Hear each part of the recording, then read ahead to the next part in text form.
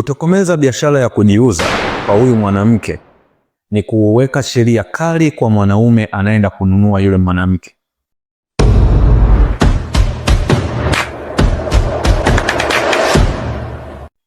Hakuna bidhaa imewahi kudumu sokoni ambayo imekosa wateja na imekosa watumiaji. Mwanamke yeyote anayejiuza, ina maana anajiuza kwa sababu kuna wanaume wapumbavu na wajinga ambao wameamua kwenda kumnunua yule mwanamke.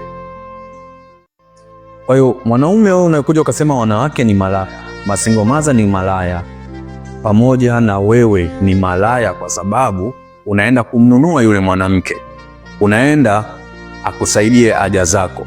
Naomba niseme kitu kimoja. Kutokomeza biashara ya kujiuza kwa huyu mwanamke ni kuweka sheria kali kwa mwanaume anaenda kununua yule mwanamke. Ni nani anaweza kuiona sumu alafu akatambua kwamba hii sumu inaua na akaenda kuichukua ili ajiue wakati anapenda au anahitaji kuishi? Hamna. Kama ambavyo iliwekwa sheria ya mwanaume akikutwa na mwanafunzi anafungwa miaka 30 jela na tukawa tumeshinda katika hiyo changamoto, basi hata hii ya umalaya ningeiomba serikali ifanye hivyo hivyo, kwamba miaka 30 jela unapokutwa umemnunua mwanamke. Kwa hiyo ina maana kwa asilimia kubwa huyu mwanamke anayejiuza hawezi kuwepo katika soko hilo.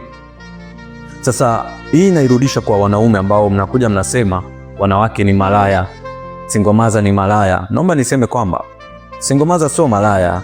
Mwanaume wewe ndo unachangia huyo mwanamke kuwa malaya, kwa sababu mpaka anaenda kuniuza ni kwamba kuna mwanaume mpumbavu na mjinga alimtelekeza huyo mwanamke. Kuna mwanaume mwingine anakuja anamnunua, na mkishamaliza kuwatumia mnawatukana, mnawadhalilisha, mnawachukulia ni watu ambao hawana nafasi katika maisha.